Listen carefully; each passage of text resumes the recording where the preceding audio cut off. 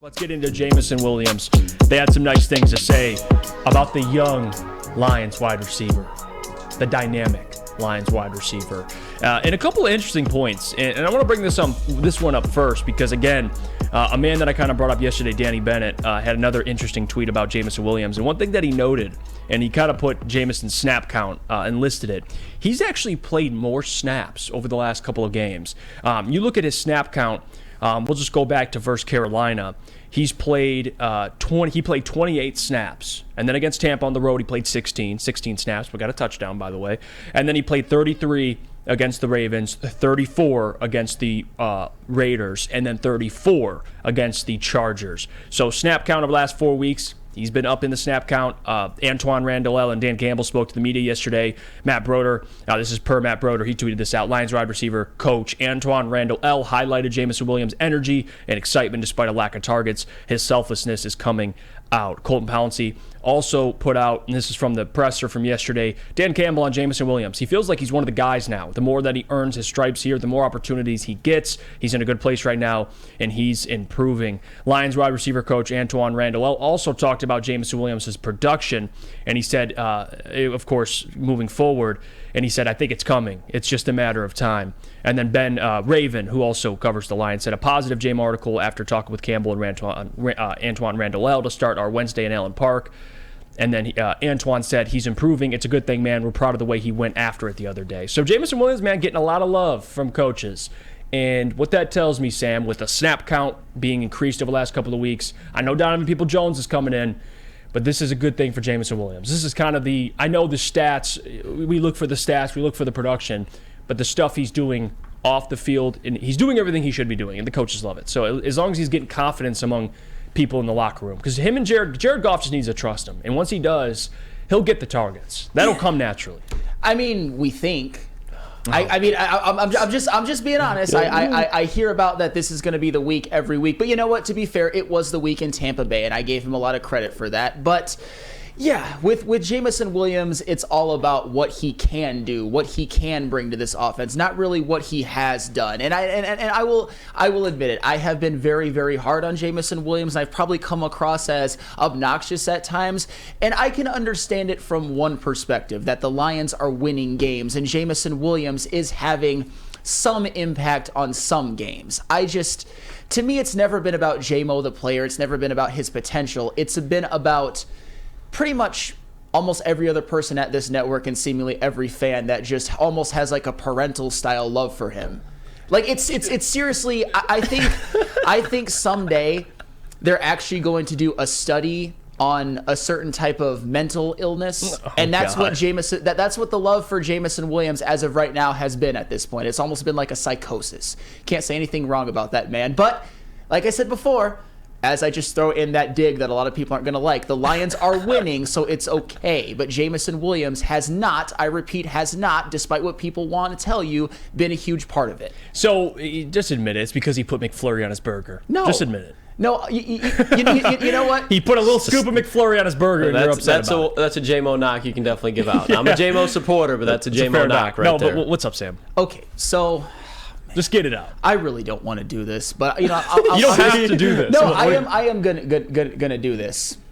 I was all set today to have a very good Jameson Williams segment. I was just a very calm and civil one. Storming the beach now. But of Normandy. I had to be somewhere last night, and I was driving home. I decided to tune in to my favorite night show, Woodward Nights with Booner and Broder. And their segment on Jameson Williams just had to be one of, and I love you, Booner, I love you, Broder, I love you, Nick, I love you, Jalen, one of the single most disgraceful things I've ever heard I've ever heard in sports talk. The way that they were talking about this man was just. Do you know what Nick in the sound booth had the audacity to say? That the Lions are 9-2 with Jameson Williams, which basically implies that he's had a big part in the wins last year and this year. I was told by you, Jeff Iafredi, they didn't play last year. Oh, actually, here's what he did. He played that one snap against the Vikings, got a touchdown, never played the rest of the year. Got that one snap against the Packers in which he scored and it was called back, but it actually counts in Lions fans' eyes for a super duper uber boober touchdown instead of just a regular touchdown, but it actually didn't count, and then he just went off the field. So Nick was talking about how they're 9-2 when he's actually played, and that his value opening up the field has made it so that Amon-Ra and Sam Laporta and Josh Reynolds and the running backs can eat, even though they were eating before him. But you know what? When he wasn't in there, but you know what? I will let that go. And then Matt Broder had the nerve, the gall, to say that Jameson Williams, I repeat, and please tell me that you guys don't agree with this. And by the way, he was unchecked. He was unchecked on this. Bruner, I'm ashamed of you. Nick, I'm ashamed of you. Jalen, I'm ashamed of you. He called Jameson Williams the number one weapon on the team. On a team that has Amon-Ra.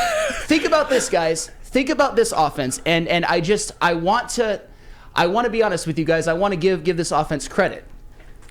Every single member of this offense that you expected to produce at a level has produced even at a level that is better than what we thought. Amon-Ra St. Brown has been even better than we thought. Sam Laporta has been a revelation. David Montgomery and Jahmyr Gibbs, I had some doubts about them. Some of you didn't, but I don't think anybody expected them by week 10 to be the consensus best backfield in the league. Josh Reynolds has produced more than we thought. This offensive line, I think Penei Sewell has taken a leap into being... Like Neil Rule and guys like that are calling him the best offensive lineman in the NFL. I can't even necessarily hate that right now because at this point, he's right up there. He could be first team All-Pro. Why are we talking about Jameson Williams in such high regard? That's my problem. Were they talking about him right now or his potential? He kind of said he clarified on potential, but at the same time, if he clarifies on potential, you can't be that mad about it. And by the way, I wasn't gonna let that slide. By the way, when you brought me up, when you said what I said about last year. By the way, the only reason I talk about last year, he barely played, is because Sam in 6 games he played 78 snaps. Okay, then it's about roughly 10 snaps a game. But then he didn't. A little over. He didn't account for winning those games. Then I'm not arguing that, but can you agree that Nick last Koloff year did. that you can live by? He didn't do anything his rookie year. Well, yeah, I mean, unfortunately, in 78 snaps in 6 games. Unfortunately, Sam, he only had a touchdown and another one that was called back. That's all that's all the sample size I have last year, 78 snaps. So if you want to judge that accordingly, then go ahead. Well, then I'm not going to let Nick Koloff get away with counting those as Jameson Williams wins. Those meddling kids. As Jameson Williams wins. Come on. That's ridiculous. But this is why, and the coaching staff, trust me, like I appreciate what they're saying because they're compliment. This is, again, Sam, you would say something if they said, well, Jamo's not doing what he's supposed to be doing. Like, it would be a problem. So when they say he is doing everything he's supposed to do and the teammates are finally trusting him, why is it still a problem? Because he's not... Like, it's like either way, there's a problem. No, like, they could have came out and said Jamo's been disappointing and you would have ate lunch today. But now that they're like praising him, you're still going to crap on the dude. Guys, it's encouraging. It really is. It's not about Jameson Williams. It's about the noise. I can't take it anymore. It literally is like Jameson Williams is Detroit's native son or something like that. And I am the big bad meanie who can't say anything. Matt, he has 89 receiving yards this year. He has 130 in his career. You've got to see him do more. And people are already acting like he's this, like Matt Broder in the same sentence is like, he is the number one weapon on this team. 2 receptions for 18 yards, that's fine. Not only is that fine, that's wonderful, that's perfect. He had that great block, and if you say anything otherwise, you want to run him out of town. That's the energy that I don't like. What if, and Sam, this is why I really wish that touchdown catch didn't get called back, just because we have more energy. And the last one last year at Green Bay didn't go called back because I'd have more data. But Sam, would you still be saying the same thing if he caught a touchdown last game against the Chargers? No, I would not. Dude, nobody, you don't. He caught one. You don't get credit. Touchdowns get called back all the time. But you see the ability. That's why people are like frustrated because it's like you're denying the ability almost. Yeah, that's you just said, Sam. You just said if he scored a touchdown, you'd be like, oh yeah, this guy, I've given him love. He scored, but it was called back. You're like denying the ability with his like. You'll say like, oh yeah, he hasn't produced yet, and you're denying his ability to produce, and that's why people get frustrated because there's tons of ability for him to produce. It's just so far, unfortunately, 2 of his biggest plays for his career have gotten called back by something that's not his fault. Sure. And that's why you see it off the eye test. You can see it. We've seen it before. Yeah. That's why we get frustrated when you're like, no, he can't do it. It's like, yeah, he can. It's not that he can't. It's that he hasn't. I feel that's my thing. But you're making it seem like he never will.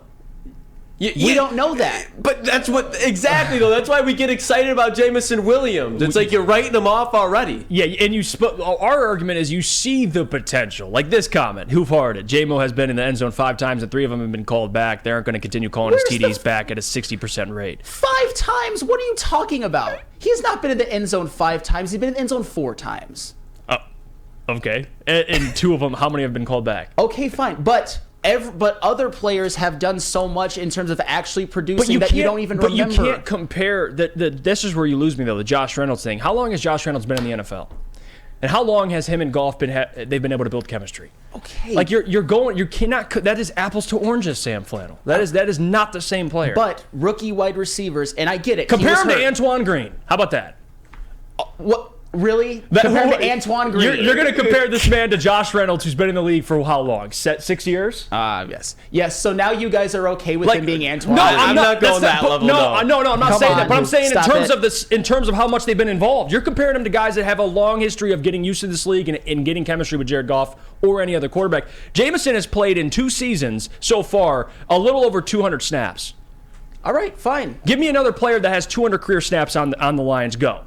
I can't tell you. That's my point, Okay, Sam. fine. Like, you're comparing them to guys that have been in the league for like 6 years. But guys, give J-Mo 7 years, then we'll have a conversation. And for the record, 7 years? I'm just saying, if you want to bring up Josh Reynolds having a resurgence at 28, we'll wait till 28 then. Man, 7 years. He's on the 7-year plan, and then maybe he But you're bringing up Josh Reynolds. Okay, we'll wait then until he's Josh Reynolds' age. Maybe by his 7th year, he can finally have a 60-yard Well, don't bring up Josh Reynolds then. I'm bringing up Josh Reynolds has produced this year, though. But Sam, he's been in the league for 6 years. I'm not talking about him versus J-Mo. I'm talking about how he took a leap, how everyone in that offense has taken a leap while Jameson Williams was sitting out and suspended. At some point, we have to realize that maybe we just don't need him. And that's fine. They're still winning. But I don't want to talk about Jameson Williams. I want to talk about people who are actually important to this team right now. I need to mention all the guys on the defense who are showing out, like Cam Sutton, like Alex Anzalone, like Aiden Hutchinson, like Brian Branch, like Kirby Joseph. Like Aiden Hutchinson. You're speaking about defending blindly. That man, he needs to step up, by the way, Aiden Hutchinson. We love him.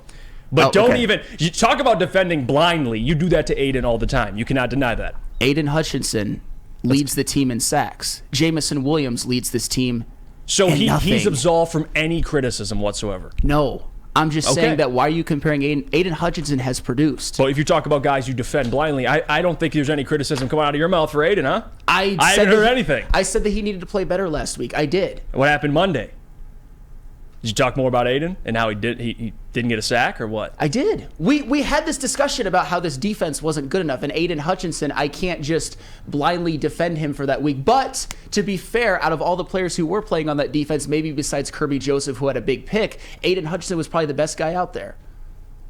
Besides Kirby Joseph, who had a pick. Come on. I don't hate it. I'm letting you guys That's know. the only thing I bring up, Sam, is you act like when we defend J-Mo, we're defending him blindly. No, I see potential. We see talent. Like, it's not hard. You watch him play. Yeah, the stats aren't there. Speaking of stats, would have had a touchdown, but it got called back. That's a stat. It would have counted in his career touchdown mark, and he would have had one in Green Bay. But I get they're called back, but the point I'm making is it's not his fault. Like, you see it. My eyes do not lie, Sam. Okay. I see it. But you know what I've seen with Aiden Hutchinson? He has more talent than Reynolds.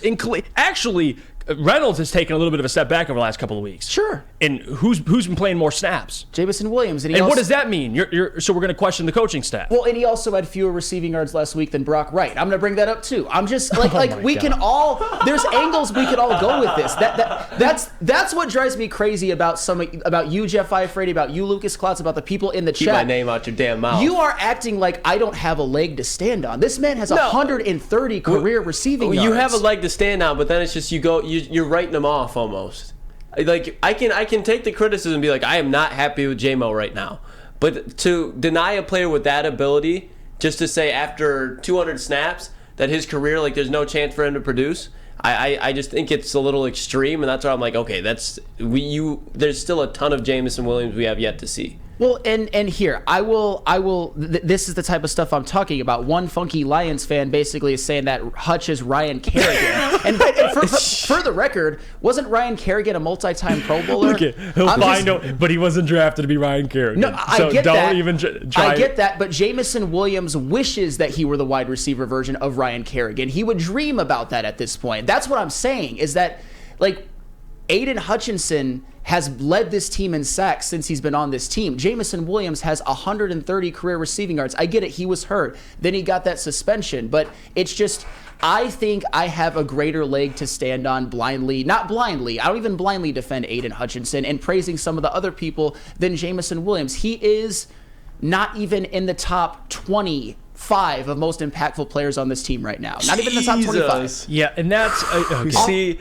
Like that's where I'm just like and someone asked, and I want to make sure I get this question. Robert says, Jeff, can you clearly define your line for a bust? I will. My version of a bust is based on talent.